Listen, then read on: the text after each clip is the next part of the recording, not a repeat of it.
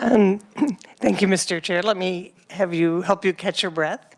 If I could just introduce my intern, who's come, was also catching up, and so he's going to go get his badge upstairs. But I'd like to introduce Christian Downey, and he is a senior at the University of Kansas and will be with us most meeting.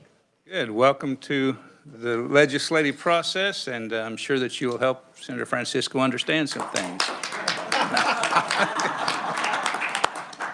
Just having a little fun here. She's one of the committee members that I really appreciate. Not that I don't appreciate the rest of you, I just don't know you as well.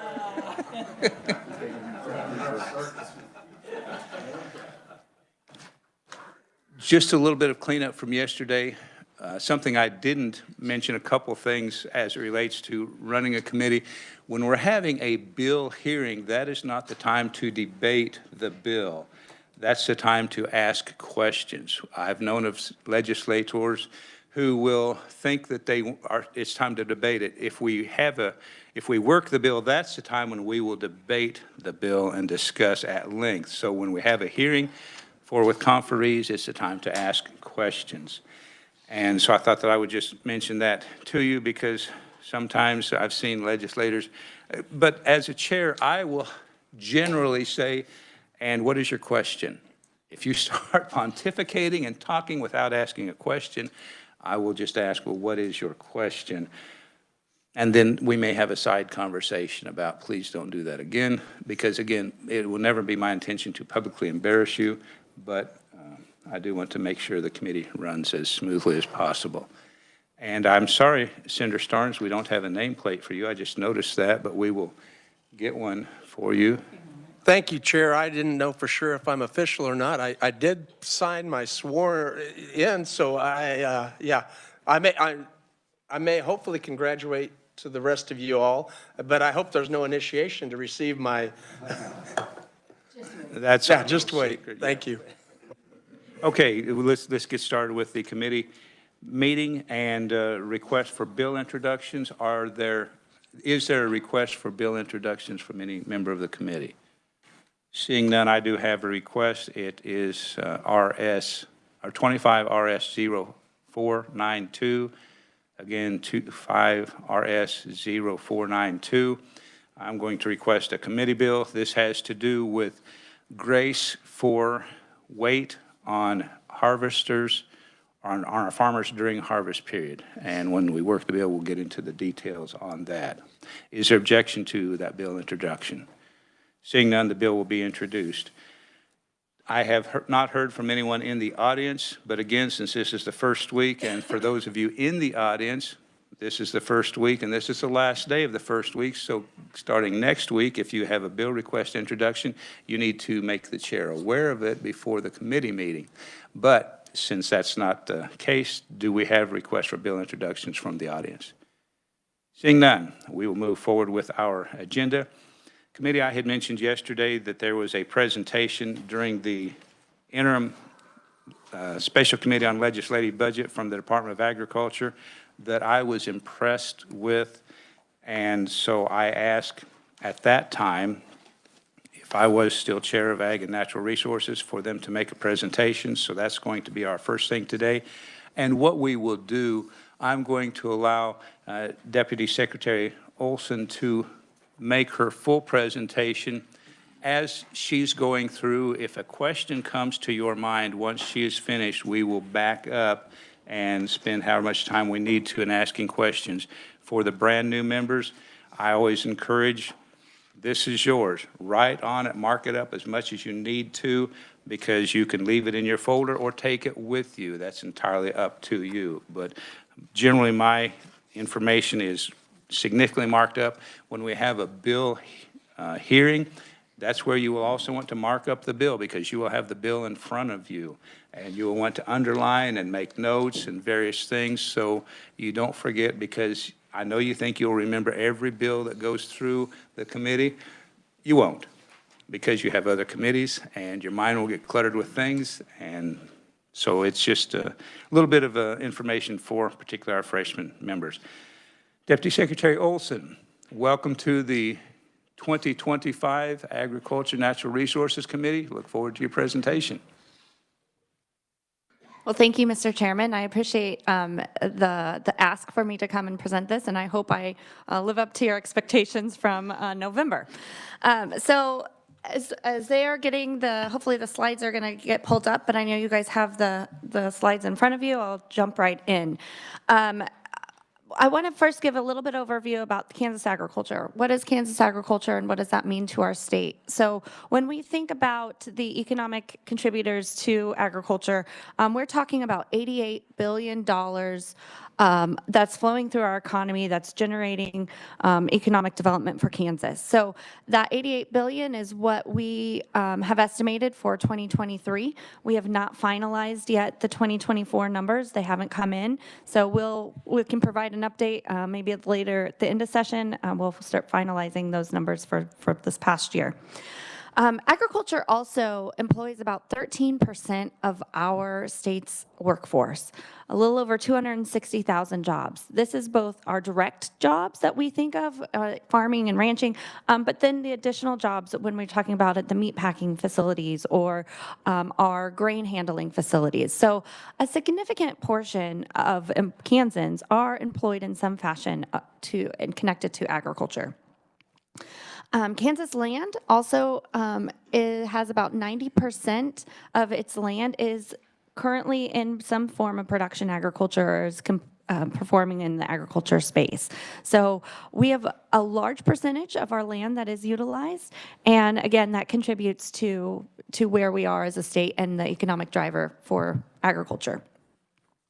If we turn to the next page, I've got here the top 5 sectors, and you can see starting from the top, number 1 is our beef, cattle, farming, and ranching. That comes to mind quickly probably for many of us. We're looking at a little over $11.6 billion of economic activity. And then we move on to animal slaughtering. So in the way we look at the different NICS codes or industry codes, it breaks out animal processing and animal slaughtering. So in this case, our animal slaughtering is at $9 billion. This would account for both our federal and our larger meat processing plants, as well as our local small regional processors that we have across the state. Grain farming is a significant portion to Kansas agriculture, as you can imagine, coming in a little over, or not quite, $7 billion there. And then, as I mentioned, meat processing, the additional meat processing. So we do have facilities in Kansas that once they've butchered the animal, they've processed it, they will take carcasses or parts of the carcasses to additional facilities to break them down further. There is a steak facility in Kansas City area. We have a lunch meat facility that's in Junction City. There's several different entities across the state that do advanced meat processing, and so you see that broken out there on that line.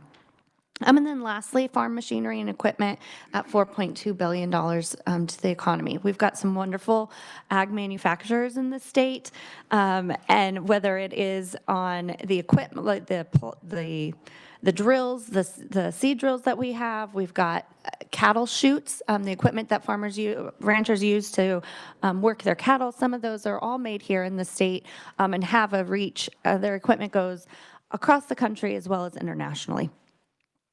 But there on the left-hand side, so when we think about all these indicators, we've got the top 5 there.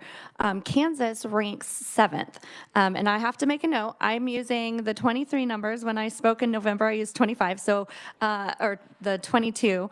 We were 5th that year, but for 2023, we ranked 7th across all other states when it comes to ag production. So we really are I like to say we are punching above our weight class in some ways. When we think about the size of Kansas, the population that we have, we're really geared up to support agriculture and to be a heavy hitter in the ag industry.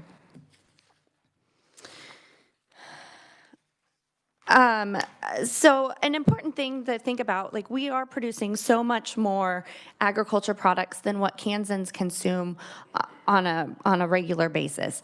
So a critical piece for Kansas agriculture, and really for all agriculture, is our export market. It is our export markets that'll give us the market opportunities to export products beyond the state of Kansas and outside of the United States. So when we think about our exports, Kansas ag value exports are a little over $4.6 billion. This is 2/3 of the total exports for the state. Oh no, excuse me, a third. A third of all Kansas exports are contributed to ag exports. We export to 99 countries in 2023.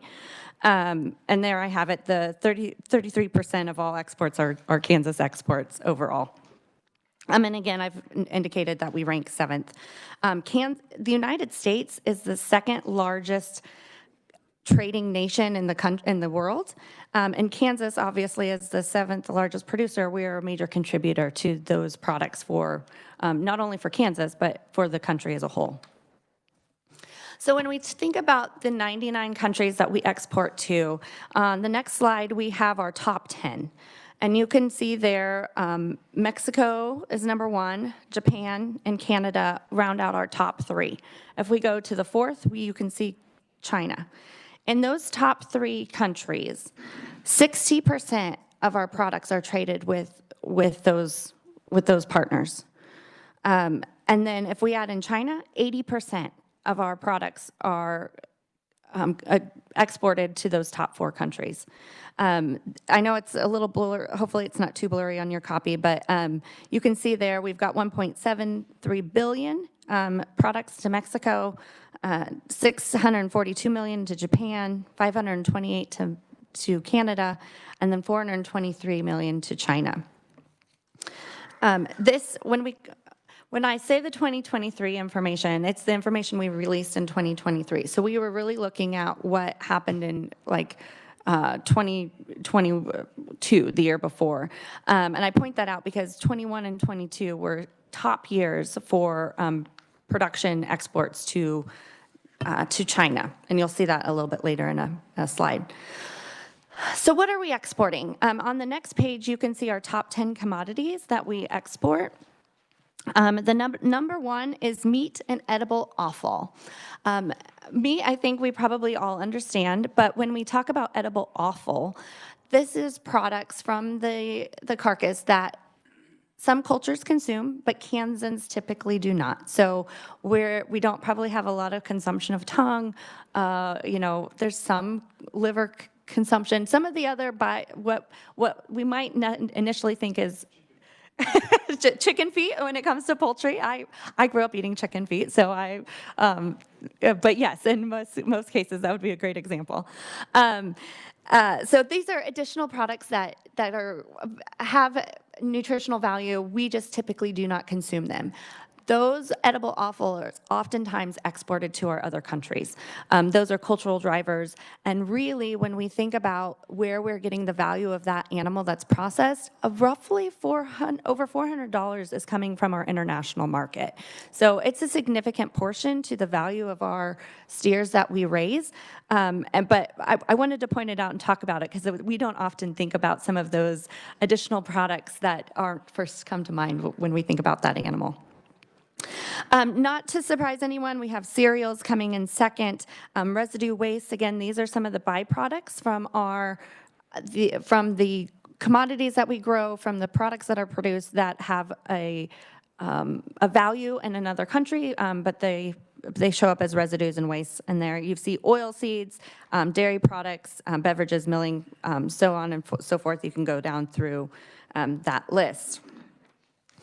If we go to the next slide, I've got just a slide here that shows the last 6 years of where we are in our historical perspective. So again, you have the top 5 that I mentioned a moment ago. Meat is our dark blue color. Cereals is the darker yellow. residue waste is the green, and oil seeds is the light yellow. So you can see here kind of a rough percentage breakdown of what's being exported and what are those driving factors. As I mentioned a moment ago, looking at 2021 and 2022, those were top years for ag exports for Kansas ever. And a large driver of that was the products that we were trading with China. Moving to the next slide under the trade agreement. So I mentioned China, I mentioned our countries. Well, while we do have traders who call up and just sell products, a lot of it is built through trade negotiations. It is a critical driving element to the success of the export market, is having trade agreements in place. So here I've got listed several that have been very influential for Kansas and Kansas products. And I'll talk about these, but just a little background. Most of the U.S. negotiated trade contracts and arrangements has started at the end of World War II. It was an advocacy outreach. How do we start helping heal the world? And so the United States really kind of led some of those charges to negotiate some of those agreements. For agriculture, when we think about the biggest influence is our North America Free Trade Agreement. This first went into place in 1989, and it focused on ag products. This is between Canada, the United States, and Mexico, and allows for ag products to flow freely, to move across the border seamlessly without any kind of additional tariffs or very minimal tariffs in some cases. That was a critical shift for the ag economy as a whole. It really started taking off when we think about who today are our critical partners. It's our neighbors. It's Canada and Mexico. Without NAFTA, our ag producers, our Kansas producers, would not have the value in their products that they have today. That has been negotiated over the years. You can see there I have an update in 2018. But then 2 years later, they ratified and made changes again and transitioned into what we call the USMCA. US, United States, M, Mexico, CA for Canada. So it is a new iteration of the NAFTA trade agreement. It was significant enough of changes at that time that they wanted to make a name change, and so that you can see there that iteration. We also have the Central America Free Trade Agreement that includes Guatemala, Honduras, El Salvador, Nicaragua, Dominican Republic, and Costa Rica. That agreement really opened the door for many countries that we had not regularly been exporting to. And while they are not a large consumer, they are still a significant consumer of ag products. Colombia in 2012, Colombia is a large consumer of many of our meat products. They have a strong culture that enjoys a lot of variety in their meats, and so a lot of products are shipped to Colombia. And then Japan is as our number 3. They are a large consumer of meats as well. A lot of our high-end finished cuts are shipped to Japan. The Japanese market really appreciates fine quality, and they look to the United States and to Kansas for their high-end meat products. South Korea, Vietnam, both of those have been influential, and you see them hit our different levels when it comes to trade in some areas. The U.S.-China Phase 1 in 2020, when President Trump at the time started talking with China, there was a bit of some trade wars that happened. Agriculture was one of the first items that they negotiated. And that was, at that time, it was meant to be one of multiple phases. The other phases, I don't think, panned out. But they did get, by 2020, they did have the ag phase in place. And that's where we immediately saw that jump on the previous slide where we saw in 2021's number and 2022's number go off. Because it's important to note that China is the largest consumer of everything anywhere in the world. There is no other trade partner out there that can supplement what's happening what the needs are in China. So they really have a big influence on the world market, on what's happening with our trade values, when the trade products that are going, and that they are a critical feature of that. I mentioned that animal proteins and grains are often a key trade agreement there. The Office of the I have to look to make sure I get it right. The Office of the United States Trade Representative is a critical person under any administration that is responsible for initiating and tackling the trade agreements.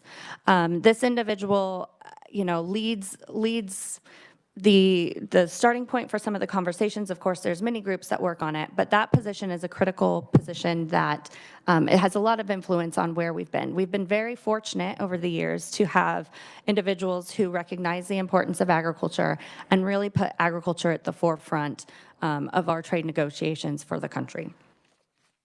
With them, the Foreign Ag Service is also a critical component. So the United States Department of Agriculture has a Foreign Ag Service that has individuals who are stationed in various countries to help promote U.S. agriculture. All products, they work in developing relationships with the staff and the country leadership, and help pave the way for ag products to flow once those agreements are in place. So what does it take to do these trade agreements to benefit from all of our exports? When we stop and talk about trade policy and market development, those are really two key functions that have allowed us to grow our trade volume where we're at. In the United States, we have the federal government has funds that are provided through the Farm Bill and through some of their sub-programs to trade organizations. And I've got three there. The top three that we have listed are typically what we think of trade organizations. So the U.S. Food Export Midwest is we have a regional element that is focused on Kansas and 10 other states from our region, and they are focused on food and beverage products. Small companies who have a great product that they want to expand and ship into other markets. Food Export Midwest is the organization that we work with in collaboration with our From the Land of Kansas to get those products out. We have a really great success story of the Dairy Farmers of America has a milkshake can that they don't sell in the United States, but they have had great success abroad. Latin America loves it. My trade director has come back and said it's kind of somewhat of a prestige element. They will, once they drink the can, they just carry it around and use it as their drink container because they want to show that they've bought this product. That's a key unique success from Kansas with Dairy Farmers America coming out of the Kansas City area. But Food Export Midwest helps overcome all the hurdles for our small businesses to export. There's a lot of paperwork. There's often, you worry about the financing. Is this buyer going to be able to provide the funds for the product that I'm shipping them? They help navigate those channels. They help those individuals and the companies walk through every step along the way with an expertise that we cannot afford to do on staff as the State Department. But they're a great partner to work with. Then we have the Meat Export Federation, Livestock Genetics Export Group. And their name kind of says it all as far as what they do. They're focused on the meat products as well as in our livestock genetics. And Kansas, across the world, is really looked at a leader with our meat as being one of our top products that we have in Kansas, and our livestock genetics. So we have some great seed stock producers who raise cattle and specific registered breeds that then our commercial farmers or other potential breeders want to use. And so other countries come here on an annual basis to look at what products that we have, work with those meat processors to get the cut that they want, because some of our top meat processors will run special lines just for a certain country that wants a specific cut, or those livestock genetic producers who want to come here, grow their herds, expand their herds, or diversify their cattle herds by using Kansas genetics. So those three are companies, organizations that we work with on an annual basis. Then the Kansas Department of Agriculture is also a member of the National State Departments of Agriculture, or NASDA as we refer to it, and they are also a recipient of some of the federal Farm Bill emerging market programs. So they take secretaries of ag to go over and meet with secretaries and ministers of agriculture in other countries to talk about what are their needs, what are their challenges that they're faced with, and then how can we find partnerships in a state in Kansas or elsewhere to help further support those trade agreements, those partners that are interested in Kansas and U.S. products. The other thing that's really interesting with NASDA that I think is worth mentioning is that they host a trilateral accord every year, which they bring in state leadership from Mexico and Canada, as well as the state departments from the United States, to talk about issues that affect us. Because if we start looking at Canada's numbers and Mexico's numbers, we all rely on each other and need each other in many different ways. So we attend a tri-national accord where we sit down and talk about issues. This year we talked about emerging threats when it comes to foreign animal diseases. And then we've also started talking about the USMCA trade agreement that I referenced earlier is up for renewal in 6 years. And so we started diving into some of those initial elements of what's working, what's not working, so that we can take that to our trade teams, our leadership teams that'll be negotiating, and we can have that based on grassroots efforts, so to speak, when they go to look at some of those updates. So those 4 organizations we do pay dues to, but we receive federal funding back in order to help attack and provide opportunities to Kansas agriculture. If we turn to the next slide, I'll quickly go through the last couple slides here. We host trade missions. So of those organizations that I indicated that we work with, we either bring in buyers from other countries, or we take Kansas businesses and Kansas producers to other countries to go and visit what that market is like and look for opportunities. In the past 18 months, you can see some of the buyers missions that we've had. I think a real fun one is the barbecue sauce buyers mission that was held in conjunction with the Kansas City Royal Barbecue. That is always a top seller. People want to come and attend that. And this year we hosted a really unique buyers group in conjunction with the State Department of Missouri and brought buyers in. And they were blown away by the caliber of that contest and, of course, the barbecue products that they had opportunities to try and consider buying. So I don't think any of the other items probably shock you. We do focus a lot on education, because a key component of trade and diplomacy is supporting those that we are working with. So sometimes we do have missions that are focused on education elements. This past year, we worked with a group from Paraguay who were looking at food safety and how does Kansas, they came to Kansas, how do we tackle food safety in this state? So we walked them through our laboratory at the Kansas Department of Ag. We showed them the types of tests that we do on our food. We talked about, what minerals that we're looking for, trace elements that are out there. We also talked about how government works and a government regulatory agency works, because they're really starting from ground zero. But they wanted to come. U.S. is known for our food safety. They came to us and wanted to, have that explained. So educational outreach, it might not equate to dollars immediately, but it certainly builds relationships with our trade partners. On the outbound list, you can see the list that we've participated with.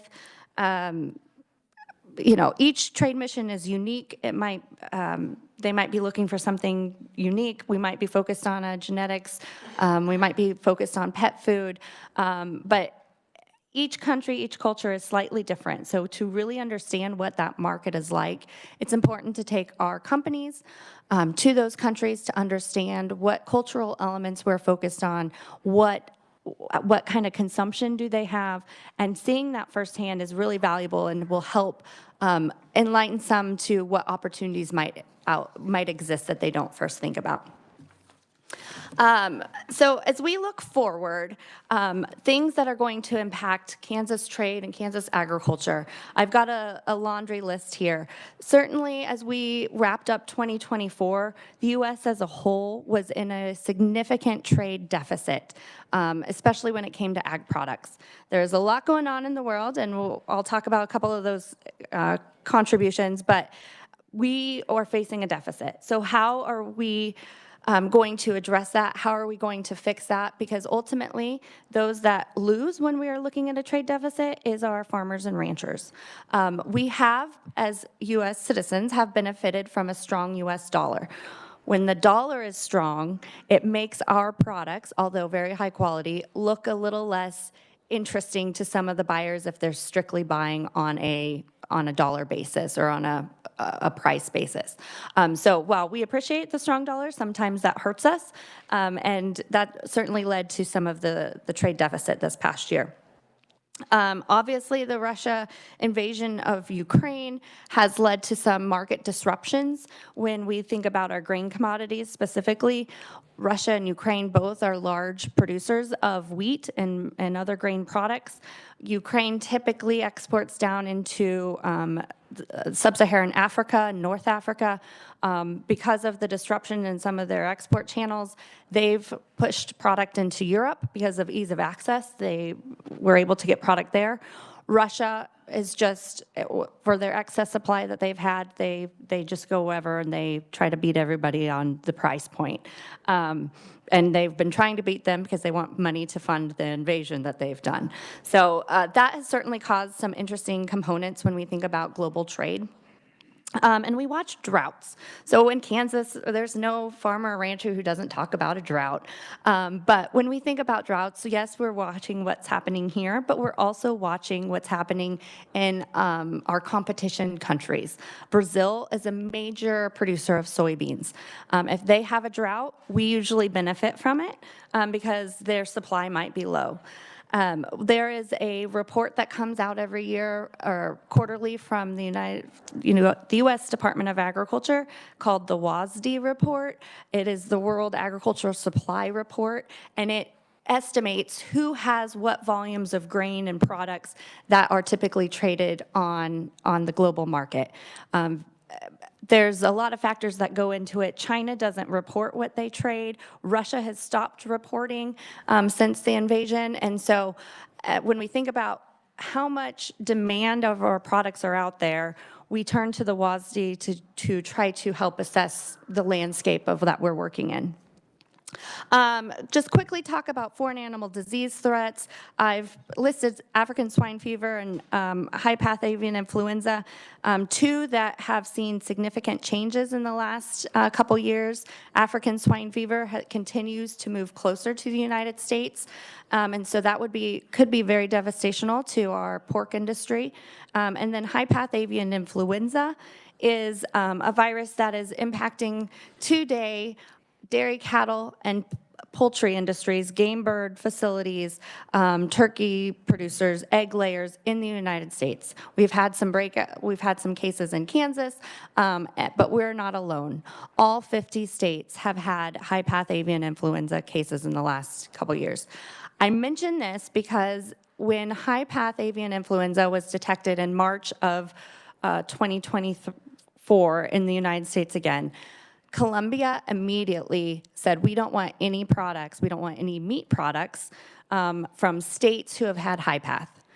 Our Kansas numbers, when we release next year's number, 2024's numbers later this year, we will show a dip in Colombia.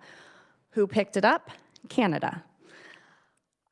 Like, you can put them side by side and you can see the shift because they made that decree and then they started looking for a different buyer. So there's lots of disruptions that can impact these markets and that have then impacts on our producers and our ranchers down the road. So got to think about those foreign animal disease threats that exist. The United Kingdom, they are going through some negotiations. I don't think I mentioned earlier that the European countries have some of the most long-term and most complicated trade arrangements. I would not say that they're trade deals, but they have some very intricate trade pieces. When the United Kingdom left the EU during Brexit, they started looking, where will we get our food products? What products are we going to need as a kingdom? And they've started conversations with the United States.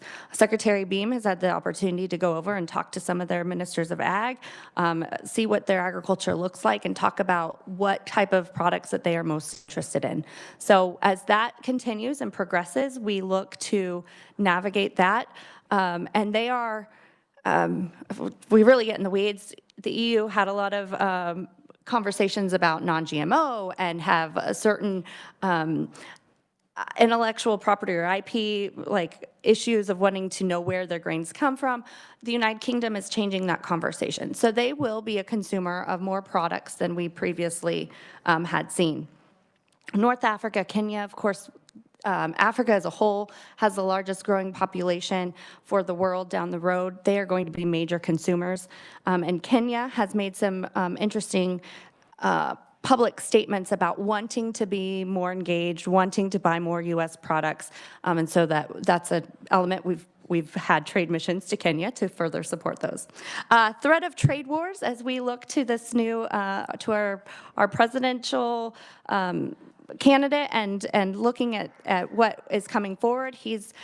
President Trump has made a lot of statements about some things that may be good, some things that may be bad for our U.S. and Kansas agriculture. That will be yet to see how that plays out. As I mentioned earlier, he led the 2020 China Phase 1 deal, which had immense positive support for Kansas agriculture. So that's something that we're certainly watching and keeping an eye on of how that moves forward.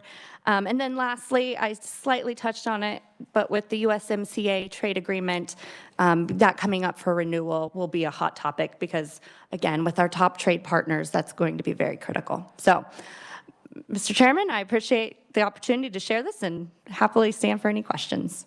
Secretary, appreciate your presentation and the extensive information. Committee, we've got about 15 minutes for questions, so do not hesitate to ask her questions. Senator Reichman is first up. Senator Reichman. Thank you very much, Mr. Chairman, and thank you, Deputy Secretary. I can listen to you for a long time with information. I'm going to throw right away. You was talking about the people that work in our economy and so on, and on the state force. And my question is, do we have any idea how many undocumented workers that we have in Kansas? Of course, we have a lot of them in Southwest Kansas. Do we have any statistics on that? I do not have any statistics at that on this time. And I know Department of Ag does not keep that or have any information. I'm not sure if someone would have that information, so. All right, thank you. All right, committee, we do have a lot of questions, which is great. Just so you know, it will be Senator Blue, Senator Ware, Senator Bowser, Senator Alley, Senator Fagg, and then the chair, if there's any time left. Senator Blue. Thank you, Mr. Chair. Two really quick questions. One, with Kansas being number 7 now, previously number 5, are there a couple states that are always 1, 2, and 3? And then also, when was the last time Kansas was not in a drought? Is that a trick question? I don't know the exact time. We are not considered a high drought time right now, but if you look at the multi-year range, we're still very much in a drought. As far as other states that are top, I don't recall the exact list, but California, Texas tends to be there. Nebraska will bump right around us. So sometimes they're higher, sometimes they're lower. And then we look to some of the Illinois, Iowa states as well, tend to be in that top 5 range in the top 10. We'll gladly provide you the full top 10 though, so that I give you precise information. Senator Ware. Thank you, Mr. Chair. Deputy Secretary, I notice on the one page that tiny Taiwan is actually ranked 6th in our trade partners. I'm guessing that that probably puts it the highest per capita of any of our trade partners. I was wondering, you have dates on when we started trade relations with some of the other countries. Do you know how long we've been trading with Taiwan? I don't know that offhand, but I can get that for you. Thank you. Senator Bowser. Thank you, Mr. Chair, and thank you, Deputy Secretary, for that presentation. I want to start with just a quick compliment. I was very pleased to see that the Kansas Department of Agriculture and Kansas State University were conducting a foreign animal disease exercise here recently. So you should give yourself a pat on the back for that. I hope you have a lot more of those planned in the future. It was a great exercise, and I think it's probably not really a question of if one of those disease hits, but probably when. And so I was delighted to see that you're preparing for that. Two quick questions. One, and I know this is going to be at the federal level, but do you have any sense on the farm bill? Are we going to get a farm bill passed this year? Mr. Chair, Senator, I don't know. There's a lot of talk out there, and I'm happy to share the banter, but we're hopeful there's something by the end of the year. They did put in an extension for 2025. It would be very valuable to tighten that up and to pass that sooner than later. Just one more quick question here. So does the Kansas Department of Agriculture, do you keep any metrics, or do you monitor the health of our producers in the state? I know, let's take the last couple of years, for example, input costs have gone way up. So fuel has gone up, fertilizer has gone through the roof, labor costs have gone up. Does the Department of Agriculture, do you have any metrics, or do you monitor the health of our producers in the state? Thank you, Mr. Chair. Sure. So we do employ an economist who works full-time for the agency, and we don't have data to, we're not measuring every day what those price points are. We do work with K-State Research and Extension. They have the Ag Manager program that will release reports on net farm income, kind of the health of the ag economy. And so we rely on them for a lot of that information.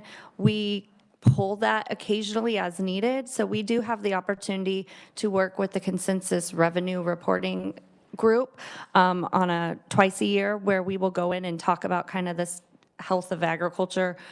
We rely on a lot of other reports, but we try to summarize that. So I have some information, but we don't routinely track that day in and day out.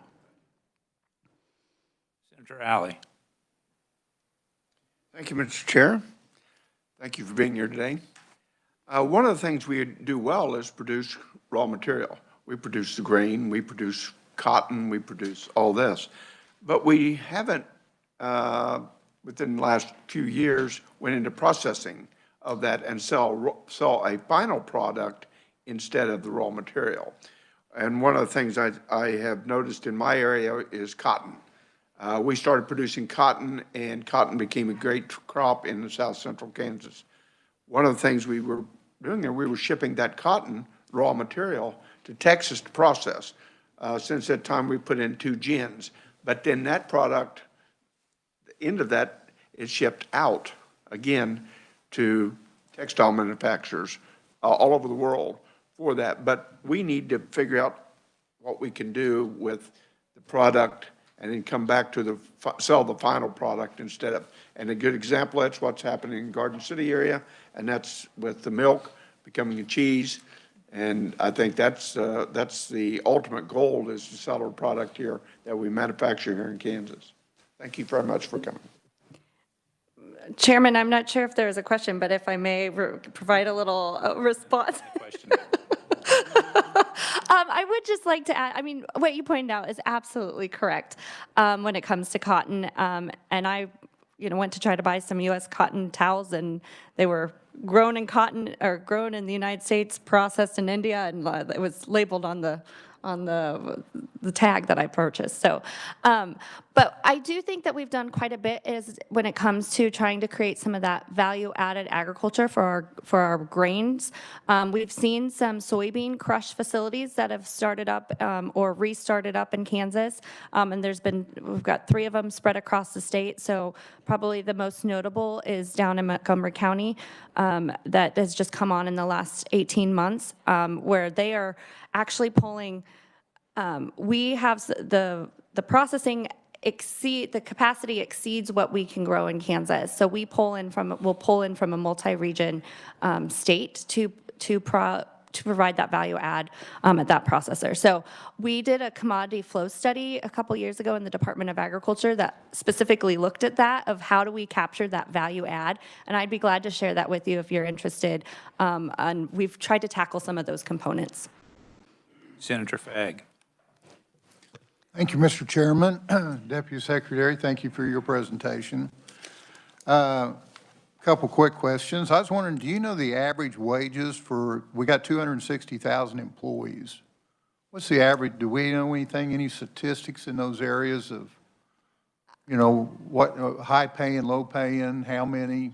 Do you guys ever track any of that kind of stuff? So under our in-plan data, I can provide what the labor value is for the state. I don't have those numbers on hand. We don't have a breakdown of what that looks like on an individual basis. But I can provide some of the labor value dollars that are estimated in our software. Okay. Also wanted to ask, when you say education focused, we spend a lot of money on education. So you have these people come in on trades, we teach them how to do this. They go home and then there are competitors. So I guess my question would be, is there any way, if we're going to train them, they ought to be paying part of the education? Just a comment on that.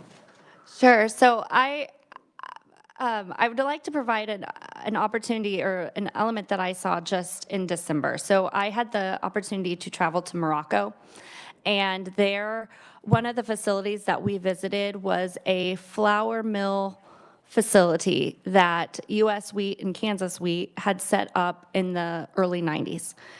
There, they were training new millers and bakers, they've added a baking component, to mill wheat for Africa. But part of that education is talking about the quality of grain.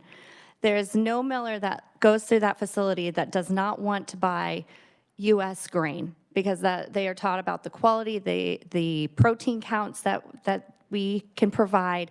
And so while we are providing education and potentially competitors down the road, we are also developing future buyers of, they know the best wheat is going to come from the United States, that's going to mill right, that has the right baking characteristics that they need to produce the cultural products that they eat. So I've seen that there in Morocco with the flour mill. We also visited a livestock feed manufacturer, the largest private feed manufacturer in Morocco, and they are providing education, again, to other millers or other nutritionists, and talking about what characteristics that U.S. products have that makes the product higher quality and ultimately impact that livestock animal more well-rounded. So it is a give and a take. We're the second largest trading nation. Most of the people we're doing business with probably won't be able to ever compete at our level. So it is a risk, but I think there's a lot more reward out there. Senator Starnes. Thank you. Thank you for the presentation, Deputy Secretary, and for the Chair recognizing me. A couple things, follow up on Senator Bowser's comments. I was at the Watchtower exercise. Unbelievable what Kansas is doing in regards to safety. Numerous states were there. We're the only one in the country doing these type of exercises to ensure that our food products are secure. And even during that time of the exercise, there was a real threat. And so to see them actually go through the process, 60, 80 people with the different organizations and groups that all affects, was absolutely amazing. So a good comment on that. The other thing, as far as question regarding health as well, and health of our farmers as far as with producers and aging, and what the plan is to, quote, replace those. Thank you. So just to quickly get there, we have focused on ag stress. We have created a website that creates a clearinghouse of resources for producers when they're faced with stressful times. But we also work with the K-State Research and Extension Program. They've set up a ag transition group that helps identify aging farmers who want to pass farmland down to someone else, and then help identify young individuals, new people coming into farming, to create that match. So we've been supportive of additional efforts around us, but to be able to focus fully on that we don't have the bandwidth to do so, but support our partners for sure. Senator Shane. Thank you, Mr. Chairman. Thank you, Deputy Secretary Olson. It's great to see you, and thank you for your continued service to Kansas agriculture. First, I think it's important to note that Kansas has a great tradition in the global agricultural market, and Kansans have played a very important role in negotiating all of the agreements that you spoke about today, as recently as the China trade policies. And so don't understate and undersell the role that Kansas plays in global agriculture. I do want to ask, do you and the department have any particular recommendations or what you might see as low-hanging fruit to help enable our Kansas producers as we seek to maximize our export opportunities, recognizing, of course, that at the federal level that dictates a lot of that, but are there actions that we can take at the state level that help enable our farmers? I don't have a specific recommendation offhand, but we certainly do appreciate the funding that we receive. We receive, for our ag marketing team, we receive a little bit of state general fee fund as well as economic development incentive funds. And those funds go to employ our team that is actively working on these in conjunction with our commodity groups who lead the efforts with their nation partners. I'll do some thinking, but I appreciate the kind words, and we take it very seriously and work very hard to try to continue to provide opportunities for our Kansas farmers, ranchers, and agribusinesses. We've got just about a minute remaining, so the chair is going to jump in here and ask a couple questions. Just briefly, committee, if you look at page 2, that picture of those two combines, that picture was on the presentation this last month or a couple months ago. I made the comment for the committee's benefit that you're probably looking at about $1 million worth of equipment there. I found out later it's probably more like $2 million of equipment in just that one picture there. I had several questions, but I'm just going to ask one. I may ask you some others after the committee meeting. But on the one slide, the historic ag export 2018 to 2023, it is a little distressing that 21 and 22 are significantly higher, and then we drop back down. But my question is, as near as I can make the colors match, it looks like in 22 and 23, the very bottom green, is that the beverages, spirits, and vinegar production increase, or is that something else? Because it's significantly up in 22 and 23. So I do believe that is the residues waste element there that we're seeing, that because it is the number 4 product, the third product. So. And that's on value, so I believe that's the residue waste, but I can clarify that and provide you that information. Going by the color scheme, it looks like that's the light green, which would be the spirits and on the previous page. But so just briefly, if you can give us just a really quick answer, and you may not be able to, as far as the drought, land being taken out of production, do you have a quick answer as to why we went from 5 to 7 in 1 year? Yeah, so that is largely attributed to China. After that phase 1 kind of ran its course and we had a different president, we started to see that drop off of them purchasing products, and they were able to buy cheaper products from Brazil. Thank you, committee, for being here today. And we're likely to run out of time on a regular basis, but we are out of time, so we will adjourn the meeting.